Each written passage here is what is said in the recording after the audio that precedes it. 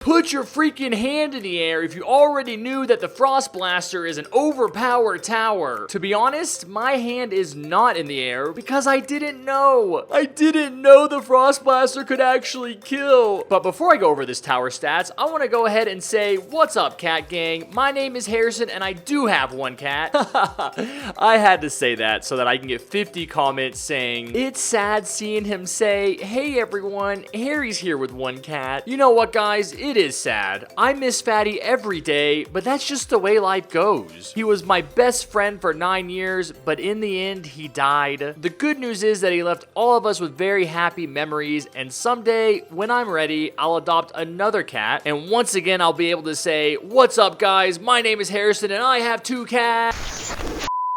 Today we're going to see how well 90 Frost Blasters can do against the Fallen King, and you are really going to get to see the raw power of this tower. Ooh, that rhymes. Believe it or not, this was our first try to do this challenge, and what I wanted to do was the same thing I did with the archers, where we only use Frost Blasters to go as far as we can. Then, once it's obvious that we're going to die, we go ahead and place a bunch of late game high damage towers like Rangers and Accelerators, just so we can get to the Fallen King. Once we kill the Fallen Guardians and it's just the Fallen King left alive, we'll sell every other damage tower besides the Frost Blaster. Then we get to see exactly how much damage the tower does to that fat Fallen King. And surprise, the Frost Blaster does amazing!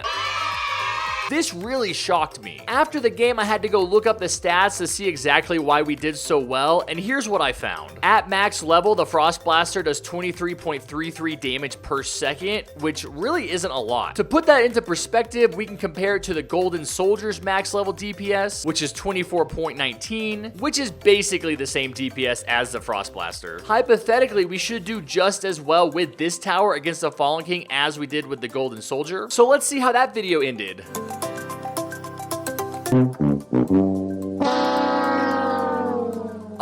Just forget about that. I made that video 6 months ago and we didn't even get to the Fallen King. So moving on. Now, one of the aspects of the Frost Blaster that really helps this tower do better than the Golden Soldier is the fact that by freezing every enemy it shoots, it slows them down long enough to give it more time to attack, thus increasing its total damage output. So while its damage per second isn't very high, this tower does really well all the way up to wave 35, at which point it just gets overwhelmed because the Templar comes out and just stuns our entire Frost Blaster army. So that's when we go ahead and place our Rangers and Accelerators just so we can get down to the Fallen King. Speaking of the Frost Blaster freezing enemies, I want to go ahead and note that certain enemies do have freeze immunity, which means the Frost Blaster can't freeze the Fallen King, and certain enemies like the Giant Boss won't stay frozen as long as others. You're actually going to notice in this video that in the waves leading up to wave 35, the Giant Bosses slowly start to get further and further down the path. This is exactly because they don't stay frozen for very long. Another strength the Frost Blaster has is its ability to reduce an enemy's defense stat. This means that at level 3 and above, every time the Frost Blaster hits an enemy, it reduces that enemy's defenses by 5%. This can stack up to 20%, which isn't a lot, but better than nothing. Now, one of the best things about this tower is that it gets hidden detection at level 2. This makes it the only ice tower in the game that can directly attack hidden enemies. Ice is nice. And it comes in clutch for early game because as long as your Frost Blaster is at level 3, it does 15 damage per shot and kills hiddens, which pretty much carries us all the way through until the Giant Boss on wave 22. Now I want to give a shout out to my frozen teammates for this game: KimWolf15, Hunter Alpha 333, Kinsley L, also known as the YouTuber Kenny the Robloxian, Siwuzek010, and Teamfighter 92564. Now, of course, I have to give a shout out to Fire6 for letting me borrow his account to make this vid, because as you all know, I don't have Frost Blaster. Give a round of applause to this bloody legend. Now go ahead and sit back, relax, and grab a big old cat, and I'll see you right back here at the end.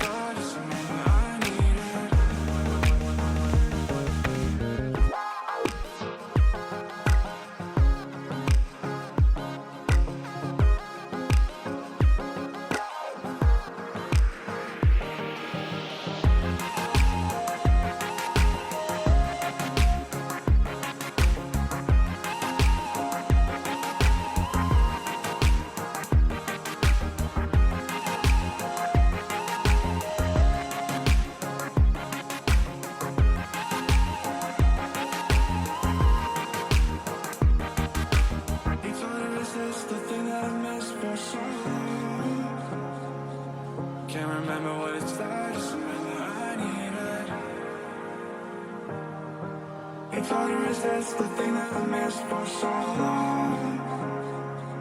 Can't remember what it's like, just remind me I need it.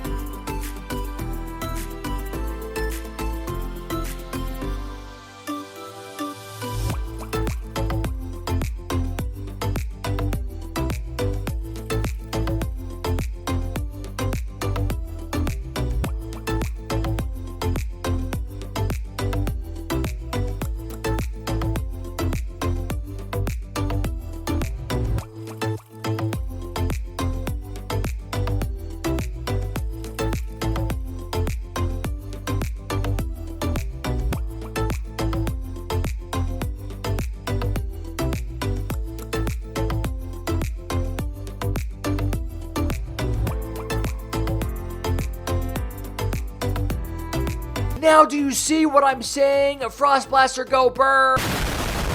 We got that Fallen King down to 41,000 health. And I'm pretty sure I sold my last Ranger when he was at 165,000 health, which means the Frost Blasters alone did a massive 124,000 damage to the Fallen King. And remember, this tower can't even freeze the Fallen King, so it does all that damage without even slowing him down. So if you didn't believe in the power of the Frost Blaster before this video, hopefully now you see that it's actually a really good tower. This is why I wanted the TDS devs to release it as a game pass with the winter event. Come on devs, there's still time. The winter event isn't over. Please release this tower.